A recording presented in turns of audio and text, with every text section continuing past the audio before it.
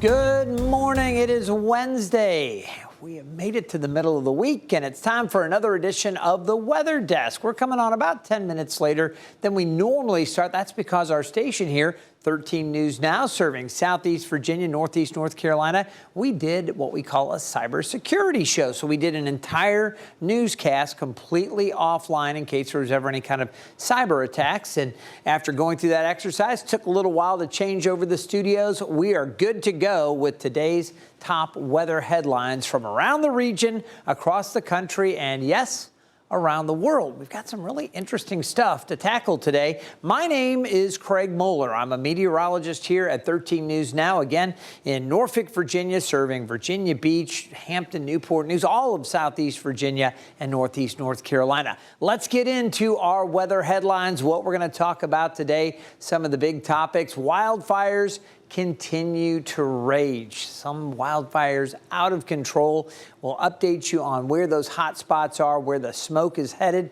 And again, an update for you coming from around the world over in Japan and South Korea. We talked about that yesterday. There have been some some troubling turns over there. We'll talk about that coming up. Weather impacting aquatic life. Now, you know that there is this relationship between ocean life and what happens above the ocean waters with our weather. Well, we've got some interesting things and some climate related stuff, but I think a story that may catch your attention, we're going to talk about what some are calling demonic, almost acting behavior from some sea lions, some stunned sea turtles, some different things going on. So if you're interested in aquatic life, I'll have an interesting update for you there. I'm also tracking the next potential severe weather threat for parts of the country. That's going to come late in the weekend and into early next week. But we're going to start off with wildfires, and there are a bunch of them across the country. As you can see, these are all hot spots. Some of them are controlled burns, but some of these are getting up, and we really are going to focus on the western parts of North Carolina where the wildfires have been a big issue. So we're going to focus up here. Wildfires are still burning out of control in North Carolina. Crews have been working to put out 3 in Polk County. That's about an hour south of Asheville. And there just hasn't been any progress change in the last 24 hours. The Fishhook fire is about 70% contained, so that's good news. But that one, just 200 acres so far. It has destroyed 3 homes. So again, in that 200 acres burned, there has been damage to the homes. The Deepwood fire, though, that is still 0% contained, and that has 2,000 acres that are burning and continue to burn. And the Black Cove fire is also 0% contained, so not any change from yesterday with those two, and that has more than 1,200 acres burned. Now, just across the state line, firefighters in South Carolina are also working to put out a wildfire near Greenville. Now, it's burning in Table Rock State Park, prompting a state of emergency for the surrounding counties. It's scorched more than 1,000 acres so far, and it's been fueled in part by the dry conditions and the gusty winds. As far as we know, they are continuing to grow. Right now, containment is 0% for both fires, which means we haven't been able to put them in a good box yet and get them contained. So we're still working on that today. Now, these fires have been ravaging the same area, and this area still is recovering from Hurricane Helene. And I'm going to have more on the Helene recovery efforts coming up in a few minutes. But let's talk some more about the fires and the impacts. We'll talk about smoke and the fire danger today. First, the smoke forecast for some of these wildfires down in South Carolina and for North Carolina there south of Asheville. You can see the smoke may become more intense here, not too far from Myrtle Beach, just off to the north southern tip of North Carolina, and also out around those areas south of Asheville, initially kind of wafting off to the southeast of those fires. But you'll notice as we go through the overnight tonight and into tomorrow, the winds come around a little bit. We get more of a northeast wind blowing some of this smoke back down along the South Carolina coast. The Asheville fires, or south of Asheville rather, just continuing to blow to the southwest of that. Now, as the winds come back around, you'll see the smoke starting to fill in over western parts of North Carolina, may impact Charlotte. You may be smelling a little bit of smoke there. Eventually, some of the smoke starts to carry back farther to the north overnight, tomorrow night, and into Friday. Hampton Roads really not expected to be directly impacted from that smoke, but there are a few fires out there that we're going to keep an eye to. And again, the smoke over western parts of North Carolina will be heavy at times.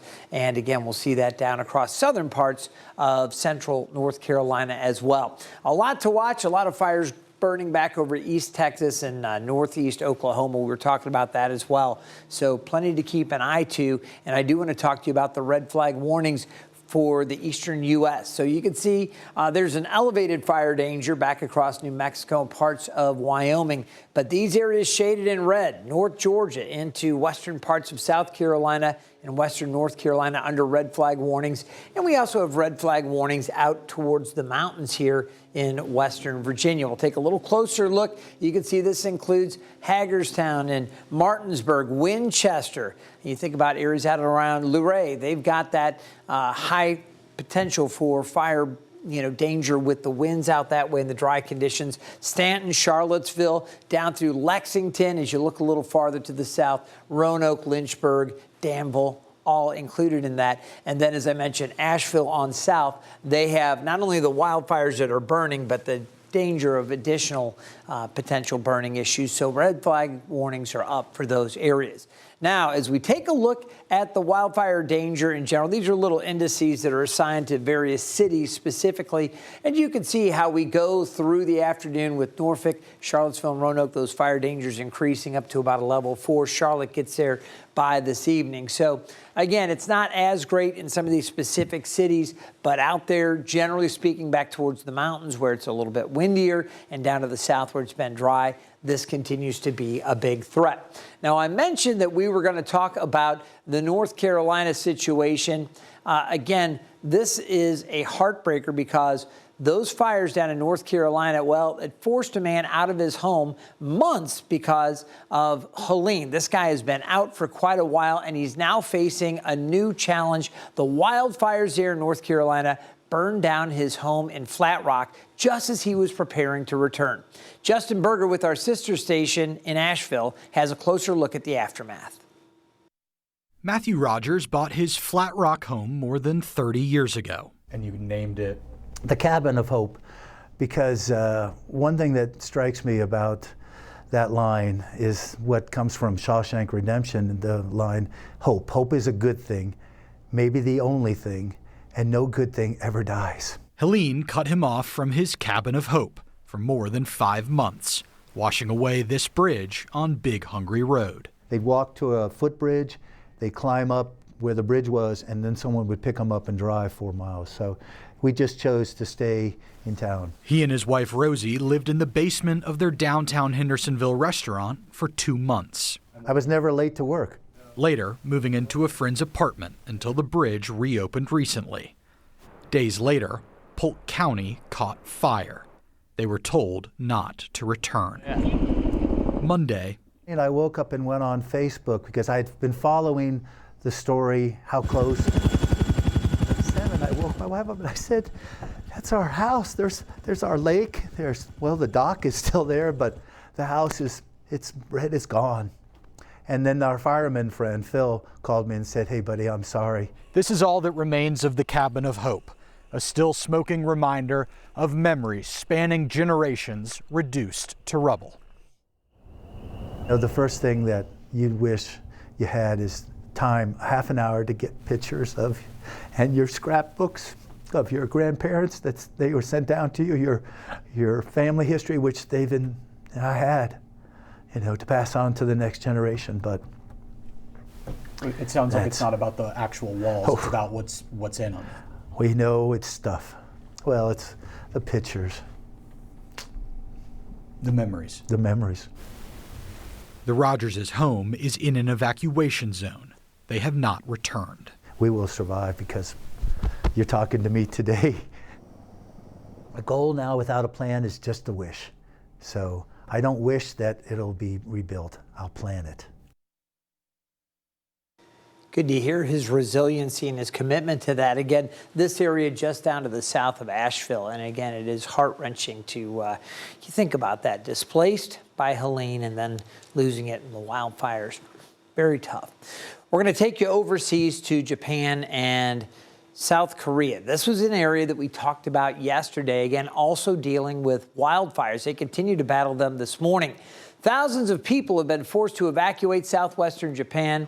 Again, this is a couple hours south of Hiroshima after wildfires destroyed several homes. Fortunately, no injuries have been reported, but it's a much different story in South Korea. Those wildfires had already claimed 4 lives, and this morning we learned a helicopter crashed while working to douse the flames from above. The pilot died. So far, the flames from that fire have scorched more than 36,000 acres and forced more than 25,000 people to leave their homes. So folks here heroically battling those fires in South Korea, and then you hear about the helicopter accident, and again, a very difficult situation. All right, we're going to come back to the United States now, and it's not just North Carolina that's still recovering from Hurricane Helene. The storm slammed several states up and down the southeast U.S., including Georgia. Hunter King with our sister station in Macon reports on how one timber farm is doing 6 months after the storm. It's been 6 months since Hurricane Helene came through this part of Treutlen County and destroyed much of the timber here in this area. The smell of pine tar is still strong. This is a good example of the lasting impact that this storm had on this area. Where emerald forests once stood, now lie twisted trunks and broken dreams. Hurricane Helene wasn't just a storm, it was an economic earthquake for timber farmers like John Hutchison. He watched decades of careful cultivation topple in hours. As a whole, we lost over $100,000 just on our tree farm. The numbers are staggering. State estimates place statewide timber damage at $1.2 billion. It's a blow that ripples through entire rural communities. For small landowners, each fallen tree represents more than wood. It's lost income, interrupted generational plans, and a landscape forever changed. These small tree farms, that's what they depend on.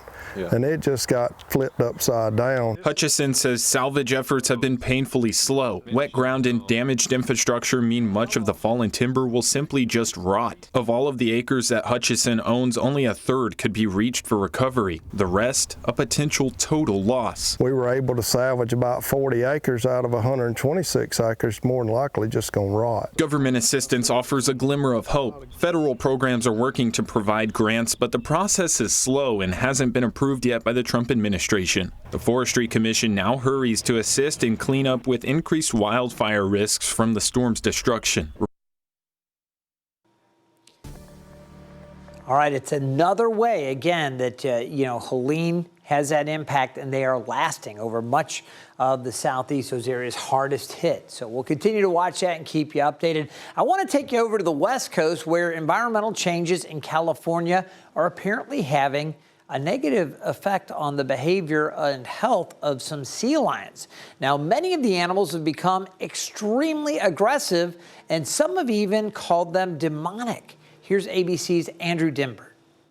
Along the California coast, sea lions are getting poisoned by toxic algae, causing them to act in a way some describe as demonic. It comes amid a surge in the number of sea lions ingesting domoic acid, a neurotoxin within algae blooms, through the fish they eat. The toxin can cause them to have seizures, become lethargic, or abnormally aggressive. One man was surfing when he says a feral, almost demonic sea lion bit him and dragged him off his board, adding, "It was unlike anything I've ever seen in all the years I've been in the water." Marine biologists say the toxic algae bloom that usually forms every 4 to 7 years is forming more often due to warming temperatures and runoff pollution. Now we're seeing an increase. Over the last 4 years, we've seen consecutive years of this harmful algal bloom off of our coast. The Marine Mammal Care Center in San Pedro has taken in at least 146 sea lions since last month. Dolphins and seabirds also falling ill. This algae bloom, already described as worse than the one in 2023,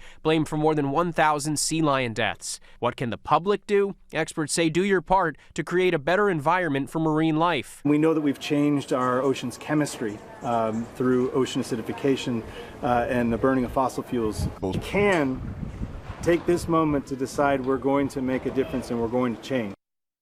Sea lions have a 50 to 65% survival rate if they get treatment right away. Andrew Dimbert, ABC News, New York.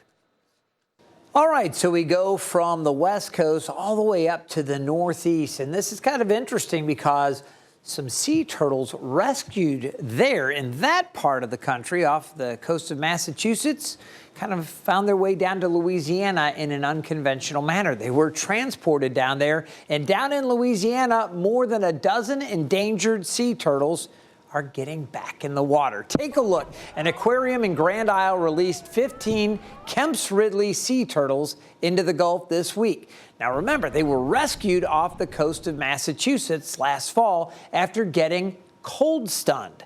That's when sea turtles become lethargic and unable to swim due to prolonged exposure to cold water temperatures.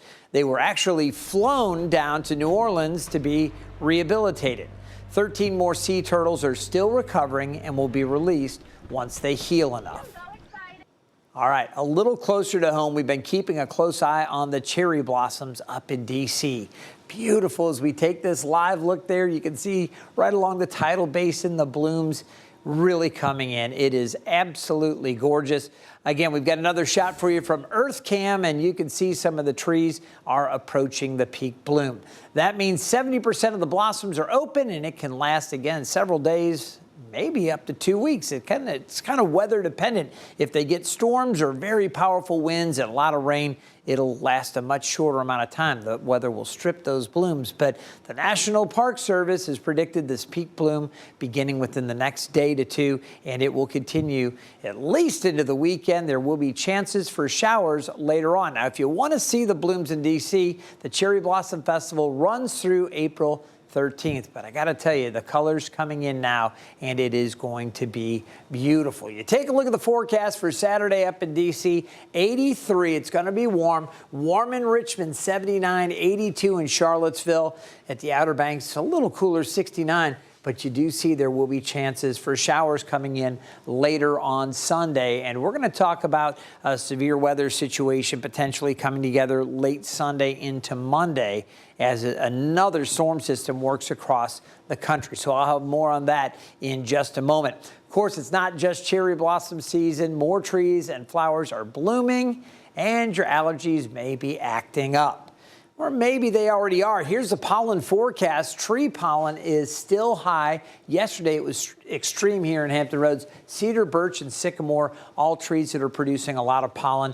And we're starting to see accumulations of pollen on the ground and some surfaces. We did have a few rain showers early this morning. And when I came into the station here in Norfolk, Virginia, there was a little bit of kind of that greenish yellow pollen that had been washed down off the roof down through our gutter system, and where that rain came out, it was collected on the ground. So starting to see some actual accumulating pollen out there, and that's when it is really tough. So that's a look at our pollen forecast. Now let's talk about this next storm system. And currently the system has got a long way to go. We've got to see this come together. But eventually, as we go to Sunday, there is this potential for severe storms. East Texas through Louisiana, Arkansas, parts of Mississippi into Alabama, Tennessee, Kentucky, and southern Ohio through Indiana, Illinois, and back through Missouri. That's on Sunday. Again, I just gave you the forecast for the Mid-Atlantic, some different travel destinations here. Looks like scattered showers later on Sunday.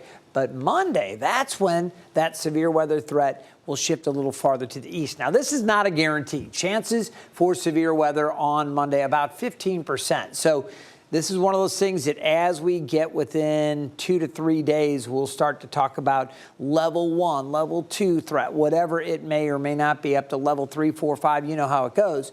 We'll have a better feel for that. But looking out days 5 and 6, this is what we're at least keeping an eye to for the potential. And that is not only here in Hampton Roads, but up through parts of Maryland and Delaware, on down through the Carolinas, Georgia, and along the Gulf Coast. So that's the severe weather outlook Sunday into Monday. Here's how things come together, and we'll lean on the European model here. Here's what's on the horizon. You can see how the system keeps things quiet here through the day today, and again tomorrow we're looking at some great weather, some scattered showers back in the Midwest, but that storm system is going to start taking shape, and with high pressure right here, you see this big clockwise circulation. That's an area of high pressure. It's going to bring in some warmth, start to crank things up here in the central part of the country, south central U.S. Wet weather weather across Texas, eastern Texas into Louisiana. And as we go along, this is going to start to work eastward now. This is Saturday into Sunday. There's our chances for some of those stronger storms. As we look forward to Monday, this system works to the east, and eventually Monday late in the day we have our chances for showers and storms here. Now the temperatures are going to warm up quite a bit as we go through the weekend. So today in Hampton Roads, temperatures near 60, the same tomorrow, up to 69 by Friday. That surge of warm air ahead of that next system, Saturday into Sunday, mid-70s, and then upper 70s on Monday. Cold front comes through and we drop 16 degrees. We're in the low 60s Tuesday and Wednesday. The average high is 63, so it's not like a major cold snap where you're worried about snow or anything too crazy. But going from close to 80 back down to closer to 60, that's a significant drop, and obviously that's a strong front that's coming through. So with the cooler air, again, we'll enjoy some more sunshine middle of the week, maybe say late Tuesday into Wednesday. But Monday into early Tuesday, chances for stronger storms, and we'll keep you updated as we get closer to that. Take a look at the forecast. Mostly sunny, temperatures back below average, as I mentioned here in Hampton Roads. We're looking at temperatures closer to 60. Yesterday's high was 67. We're about 0.2 of an inch of rain below average for the year. Small craft advisory has been up this morning. It's scheduled to be lifted at 10, so we're almost done with that here in the Chesapeake Bay, lower part of the bay. A little breezy out there, gust to about 25 knots, and our low tide comes this afternoon at 1:34. All right, here's the futurecast, and again, lots of sunshine, temperatures upper 50s to low 60s this afternoon. We're going to see mainly clear skies tonight. Look at how chilly it is tomorrow morning. Temperatures down into the 30s inland, back to near 60 for tomorrow. And again, our rainfall amounts, they're going to be next to nothing for the next day or two, but I do think there might be a few stray showers coming up on Friday. Here's the forecast for today. Highs near 60, maybe a few spots in the low 60s, especially in North Carolina. For the peninsula, upper 50s to near 60, upper 50s Gloucester and Matthews, and over to the eastern shore, temperatures in the mid 50s there. Looking down to the south at the Outer Banks, upper 50s, low 60s from Elizabeth City to Hertford and Edenton. Skies are going to be sunny. Beautiful when you look outside. You just may want a light jacket out there. Eventually, with temps up into the 60s, it's going to feel pretty good even without a coat.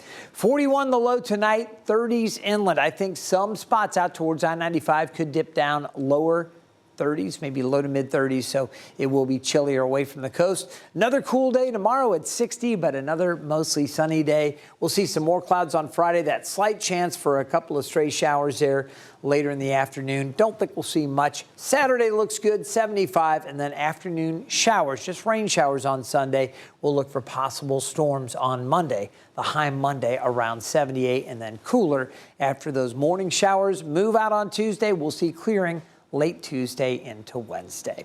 All right, before we say goodbye, I have some really cool video to show you out of Finland. Check it out. A photographer captured these shots of the Aurora Borealis, aka the Northern Lights.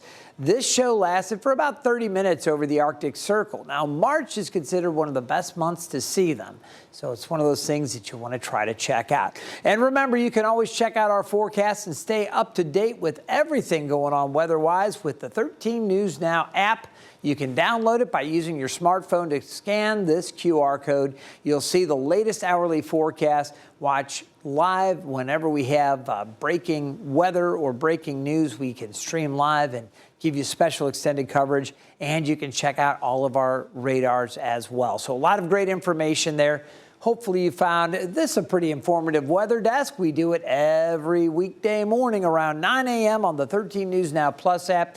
We also stream a lot of times on YouTube as well, so we try to get that out. Again, it's today's top weather headlines, and you'll find us here right around 9 o'clock every morning. Hope you enjoyed this one. We'll see you next time.